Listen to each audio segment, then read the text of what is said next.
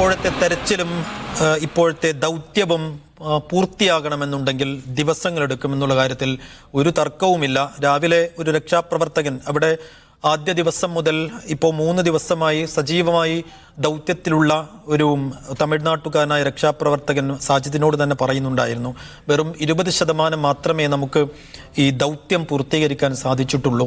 ഇപ്പോൾ പുഞ്ചിരിമട്ടത്തേക്കൊന്നും നമുക്കിതുവരെ എത്തിച്ചേരാൻ കഴിഞ്ഞിട്ടില്ല എന്നുള്ളൊരു കാര്യം അദ്ദേഹം സൂചിപ്പിക്കുന്നുണ്ടായിരുന്നു. അപ്പോൾ അതുകൊണ്ട് ദിവസങ്ങളെടുക്കും എന്നുള്ളതാണ്. ഈ ദുരന്തത്തിൻ്റെ വ്യാപ്തിയും ആഘാതവും വലിപ്പവും എത്രയാണ് എന്നിപ്പോഴും നമുക്ക് വ്യക്തമല്ല എന്നുള്ളത് അങ്ങേയറ്റം ആശങ്കാജനകമായ ഒരു കാര്യമാണ്. മൃതദേഹങ്ങൾ കണ്ടെത്തുന്നതിൽ ഡോഗ് സ്ക്വാഡിന്റെ പങ്ക് നിർണായകമാണ്. മുണ്ടക്കൈയിൽ നിരവധി മൃതദേഹങ്ങൾ ഡോഗ് സ്ക്വാഡിന്റെ സഹായത്തോടെ കണ്ടെത്താനായിട്ടുണ്ട്. ഡോഗ് സ്ക്വാഡിലെ ഉദ്യോഗസ്ഥൻ ജോർജ് മാനുവൽ മീഡിയ വണ്ണിനൊപ്പം ചേരുന്നു.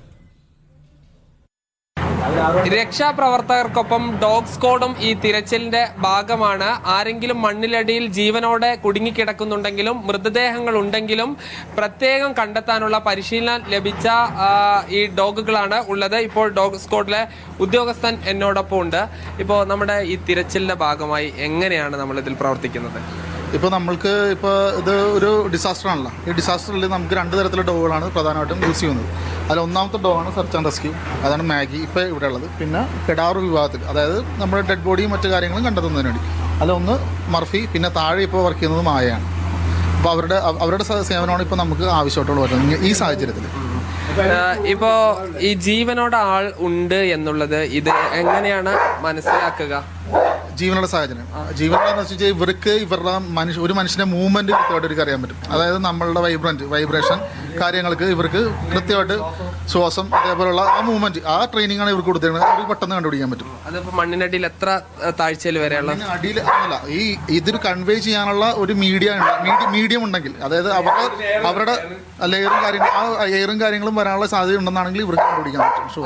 അത് എങ്ങനെയാണ് നിങ്ങൾ അവർ കമ്മ്യൂണിക്കേറ്റ് ചെയ്യുന്നത്? ഇതിപ്പോൾ നമ്മളുടെ എൻ്റെ ഡോഗ് കെഡാവർ ഡോഗാണ് മർഫി. അപ്പോൾ അവരുടെ പ്രത്യേകത എന്ന് വെച്ചിട്ടുണ്ടെങ്കിൽ നമ്മൾ ദൈനംദിന പ്രാക്ടീസിൽ നിന്നും അത് നമുക്ക് മനസ്സിലാവും. കാരണം നമ്മൾ വെക്കുന്ന ടാർഗറ്റ് ഇവർ കണ്ടുപിടിക്കുന്ന സാഹചര്യത്തിൽ ഇവർക്കുണ്ടാകുന്ന പല ചേഷ്ടകളുണ്ട്.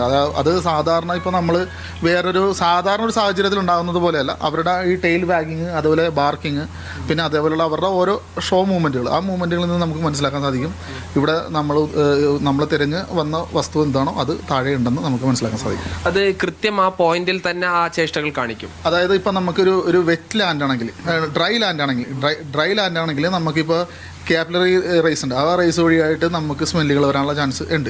അതാണ് ആ രീതിയിലാണ് വരുന്നത്. അപ്പോൾ അങ്ങനെയാണെങ്കിൽ നമുക്കൊരു എക്സാക്റ്റ് പൊസിഷൻ നമുക്ക് കാണിച്ചു കൊടുക്കാൻ പറ്റും. ഒരു 5 മീറ്റർ ചുറ്റളവിൽ നമുക്ക് റേഡിയസിൽ നമുക്ക് കാണിച്ചു കൊടുക്കാൻ പറ്റും. പക്ഷേ ഇപ്പം നമ്മളിപ്പോൾ വർക്ക് ചെയ്യണ ഒരു സ്ഥലം വളരെ ഡിഫറെൻ്റ് ആണ്. ഇവിടെ എന്ന് പറഞ്ഞു കഴിഞ്ഞാൽ ചെളിയാണ്. അങ്ങനെ അനുഭവ സാഹചര്യത്തിൽ വെള്ളത്തിൻ്റെ അംശമുണ്ട്, മഴ പെയ്യുന്നുണ്ട്. അപ്പോൾ വെള്ളം ഒരു സ്ഥലത്തു നിന്ന് മറ്റൊരു സ്ഥലത്തേക്ക് ഒഴുകും. അങ്ങനെ വരാൻ നേരത്ത് ഈ ഡെഡ് ബോഡി കിടക്കുന്ന സ്ഥലത്തുനിന്ന് വെള്ളം സഞ്ചരിച്ച് വരുന്നത് എങ്ങനെയാണോ ആ സ്ഥലത്തും ഡിറ്റക്ട് ചെയ്യും. അപ്പോൾ അതുകൊണ്ട് തന്നെ വളരെ ഒരു വലിയ ഏരിയയിലേക്ക് അപ്പോൾ നമ്മൾക്ക് കാണിച്ചു കൊടുക്കാൻ സാധിക്കുന്നത് ഇപ്പോൾ ഈ ഒരു മേഖലയിലാണെങ്കിൽ ഈ സ്മെല്ല് ചെയ്യുകയാണ്. അപ്പോൾ ഈ ഒരുപക്ഷെ ഈ വെള്ളത്തിലും സ്മെല്ല് ഉണ്ടെങ്കിൽ കുറച്ച് താഴെയാണെങ്കിലും ഇവരത് ഐഡന്റിഫൈ ചെയ്യും എന്നുള്ളതാണ്. അപ്പോൾ കൂടുതൽ സ്ഥലത്ത് നമുക്ക് തെരച്ചിൽ നടത്തേണ്ടി വരും. കാരണം എന്ന് വെച്ച് കഴിഞ്ഞിട്ടുണ്ടെങ്കിൽ അവർ അപ്പോഴും ചെയ്യുന്ന സംഭവം എന്ന് പറഞ്ഞു കഴിഞ്ഞിട്ടുണ്ടെങ്കിൽ അവർക്ക് സഞ്ചരിക്കാൻ കഴിയുന്ന സ്ഥലം വരെയുള്ള ഏറ്റവും കൂടുതൽ സ്മെല്ല് കിട്ടുന്നത് എവിടെയാണോ അവിടെയാണ് അവർ ഡിറ്റക്ട് ചെയ്ത് തരണം. അപ്പോൾ അങ്ങനെ വരാൻ നേരത്ത് നമുക്ക് ചുരുക്കി ഒരു അധികമല്ല, എന്നാലും നമുക്ക് ഒരു ചെറിയൊരു ഏരിയയിൽ നമുക്ക് സെർച്ച് ചെയ്താൽ തന്നെ നമുക്ക് കൃത്യമായിട്ട് അറിയാൻ പറ്റും. ഇപ്പോൾ ഒരു ഡെഡ് ബോഡി നമ്മൾ അവിടെ നിന്ന് എടുത്തുന്നുള്ളൂ. ഈ രാവിലെ നമ്മൾ അവിടെ ചെന്ന് വർക്ക് ചെയ്ത് അവിടെ നിന്ന് എടുത്ത്, അതേപോലെ നമ്മൾ കഴിഞ്ഞ ദിവസം ഡിറ്റക്ട് ചെയ്ത് നമ്മൾ അടുത്ത സ്ഥലത്തേക്ക് പോയി. ആ ഡിറ്റക്ട് ചെയ്ത സ്ഥലത്ത് നിന്ന് 4, 3 അങ്ങനെ ഒരു സ്ഥലത്ത് നിന്ന് 4 ഒരു സ്ഥലത്ത് നിന്ന് 3 ഡെഡ് ബോഡി വെച്ച് നമുക്ക് കിട്ടിയായിട്ട് ഇന്ന് നമ്മൾ ഡ്യൂട്ടിക്ക് വന്നപ്പോൾ നമ്മളോട് പറഞ്ഞു. അതായത് ഇതുവരെ ഏതാണ്ട് 10 വരെ കണ്ടെത്തിയിട്ടുണ്ട് ഈ സംഘം. 10 മേലെ ആയിട്ടുണ്ട്. ഇപ്പോൾ താഴെയും അതേപോലെ കണ്ടെത്തുന്നുണ്ട്. ഇപ്പം മായ വർക്ക് ചെയ്യുന്ന താഴെയാണ്. അപ്പോൾ താഴെയൊന്നും ഇതുവരെ അതിൽ കൂടുതൽ ഡെഡ് ബോഡികൾ കിട്ടുന്നുണ്ട് നമുക്ക്. ഇവിടെ ഇപ്പോൾ മൊത്തം ഈ വയനാട് ഉള്ളത് 3 ഡോഗും നിലമ്പൂര് ഭാഗത്ത് ഒന്നുമില്ല. ഇപ്പോൾ നിലമ്പൂര് നമ്മൾ അവിടെ ആ ചാലിയാറിൻ്റെ ഭാഗത്തായിട്ട് ഡെഡ് ബോഡികൾ പൊങ്ങുന്നുണ്ട് കാര്യം പറയുന്നുണ്ടല്ലോ. അപ്പോൾ ആ ഭാഗത്ത് താഴത്തെ ഭാഗത്ത് ഡെഡ് ബോഡി കായലിൽ നിന്ന് മാറി ഈ കരഭാഗത്തേക്ക് അടിയുന്നുണ്ട്. അപ്പോൾ ആ ഭാഗത്തു നിന്നൊക്കെ നടത്തുന്നത് ഏഞ്ചലാണ്, അത് താഴെയാണ്. അത് അപ്പോൾ എത്ര ദൂരം വരെ, ഇപ്പോൾ ഒരു പുഴയിൽ നിന്ന് കുറച്ച് ദൂരത്താണ്, അപ്പോൾ എത്ര ദൂരം വരെ ഇവർക്ക് ഈ സ്മെല്ല് ചെയ്യാൻ കഴിയും? അങ്ങനെ അതായത് ഇവര് സഞ്ചരിച്ച് എത്താൻ കഴിയുന്നത്രത്തോളം ഇവർ സഞ്ചരിച്ചിട്ട് നമുക്ക് ഇൻഡിക്കേഷൻ തരും.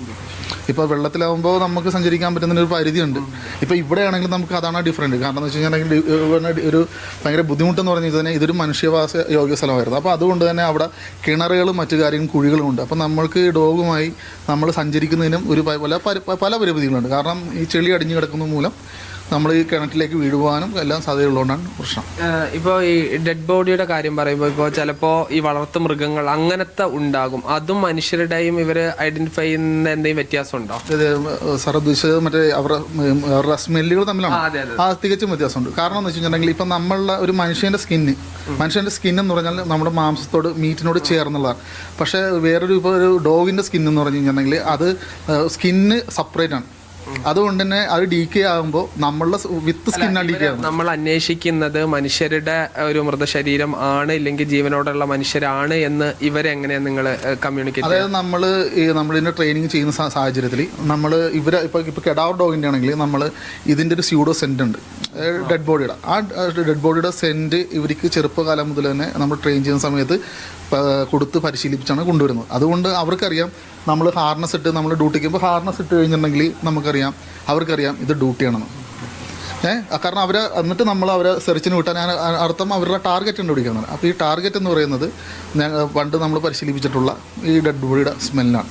അപ്പോൾ അതാണ് അവർ ടാർഗറ്റ്. ശാസ്ത്രീയമായ പരിശീലനത്തിലൂടെയാണ് ഈ സിദ്ധി അവർ അതെ തികച്ചും അത് തന്നെ. ഇപ്പോൾ നമ്മളിപ്പോൾ വെച്ച് നോക്കുകയാണെങ്കിൽ ഇപ്പോൾ കേരളമല്ലാതെ മറ്റ് സംസ്ഥാനങ്ങളിലൊന്നും കെടാവർ ഡോളൊന്നും ഇല്ല. കേരളത്തിലാണ് ഇത് കൂടുതലായിട്ടുള്ളത്. ഇന്നലെ ഇപ്പോൾ വരുമ്പോൾ കെടാവർ നടന്ന് വരുന്നത് കണ്ടു ആ ചെറിയ പാലത്തിലൂടെ. അപ്പോൾ അങ്ങനത്തെ ഒന്നും ഒരു പേടിയോ അങ്ങനത്തെ ഒന്നുമില്ല, വേറെ ഡോഗിനെ എടുത്തു കൊണ്ടുവരുന്നില്ല? എല്ലാ ഡോഗുകൾക്കും നമ്മൾ എജിലിറ്റി പ്രാക്ടീസ് കൊടുക്കുന്നതാണ്. എല്ലാ ഡോഗുകൾക്കും കൊടുക്കുന്നുണ്ട്. അപ്പോൾ അത് ആ ഒരു ടെറൈനുമായിട്ട് ഇവർ ബന്ധപ്പെട്ട് കുറച്ച് നാൾ വന്നു കഴിയാൻ നേരത്ത് പിന്നെ ഇവർക്കറിയാം അത് പോകേണ്ടത് എങ്ങനെയാണെന്ന്. കാരണം അത് അവർക്കൊരു ശീലമായി മാറി.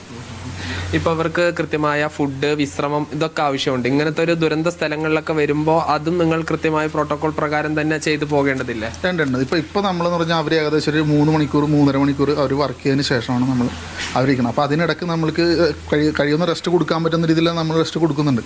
പക്ഷേ ഈ സാഹചര്യം ഇതായതുകൊണ്ടാണ്. അപ്പോൾ ഇനി അവർക്ക് വേണ്ട റെസ്റ്റും ഇതിനോടൊപ്പം വേണം. കാരണം നല്ല റെസ്റ്റ് ഉണ്ടെങ്കിൽ മാത്രമേ അവർക്ക് അവരുടെ വർക്കിൽ അത് ആ രീതിയിൽ റിഫ്ലക്റ്റ് ചെയ്യുള്ളൂ.